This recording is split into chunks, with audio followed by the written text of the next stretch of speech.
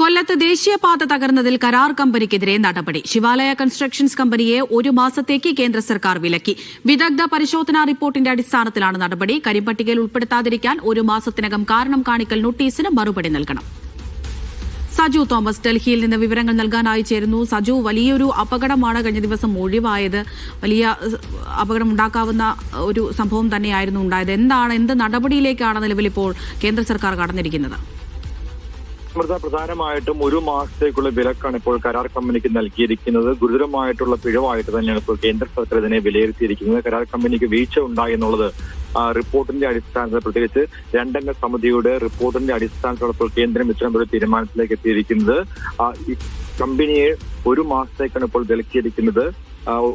1 മാസത്തിനകം ഇപ്പോൾ ഈ നോട്ടീസിന് മറുപടി നൽകിയില്ലെങ്കിൽ, കാരണം കാണിക്കൽ നോട്ടീസ് നൽകിയിട്ടുണ്ട്, 1 മാസത്തിനകം കാരണം കാണിക്കൽ നോട്ടീസിന് മറുപടി നൽകിയില്ലെങ്കിൽ കരിമ്പട്ടികയിൽ പെടുത്തുമെന്നാണ് ഇപ്പോൾ കേന്ദ്ര സർക്കാർ കർശന നിർദ്ദേശം നൽകിയിരിക്കുന്നത്.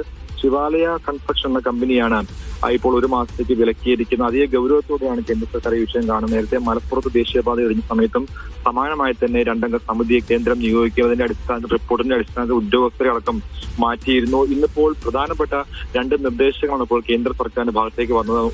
ഒന്നാമതായിട്ട് മണ്ണ് പരിശോധനയിൽ വീഴ്ച ഉണ്ടായി എന്നുള്ളതാണ് ഇപ്പോൾ കേന്ദ്ര സർക്കാരിന് ലഭിച്ച റിപ്പോർട്ടിൽ പ്രധാനമായിട്ട് സൂചിപ്പിക്കുന്നത്.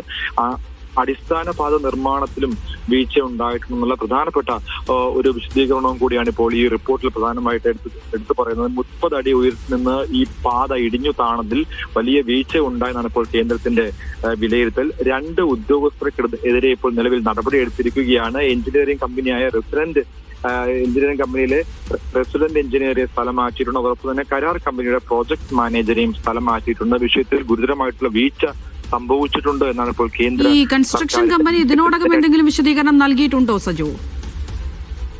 നമ്മുടെ ഇതുമായി ബന്ധപ്പെട്ട് അതായത് നാഷണൽ ഹൈവേ അതോറിറ്റിയുടെ ഭാഗത്ത്, ദേശീയപാത അതോറിറ്റിയുടെ ഭാഗത്തുനിന്ന് യാതൊരു വിശദീകരണമോ അല്ലെങ്കിൽ കരാർ കമ്പനിയുടെ ഭാഗത്തുനിന്ന് യാതൊരു വിശദീകരണവും ഉണ്ടായിട്ടില്ല. അതിന്റെ പശ്ചാത്തലത്തിൽ ഇപ്പോൾ 2 അംഗ സമിതിയെ നിയോഗിച്ച് അവർ ഒരു റിപ്പോർട്ട് സമർപ്പിച്ചത്. ആ റിപ്പോർട്ടിന്റെ അടിസ്ഥാനത്തിൽ ഇപ്പോൾ കരാർ കമ്പനിക്കെതിരെ ഒരു നിർദ്ദേശം നൽകിയിരിക്കുന്നത്. ആ നിർദ്ദേശം കൃത്യമായിട്ട് പാലിച്ചില്ലെങ്കിൽ, 1 മാസത്തിനകം കാരണം കാണിക്കൽ നോട്ടീസ് നൽകിയില്ലെങ്കിൽ കൃത്യമായിട്ടുള്ള നടപടി ഉണ്ടാകും, കരിമ്പട്ടികയിൽ പെടുത്തുമെന്നുള്ളതാണ് കേന്ദ്ര സർക്കാർ നൽകുന്ന മുന്നറിയിപ്പ്.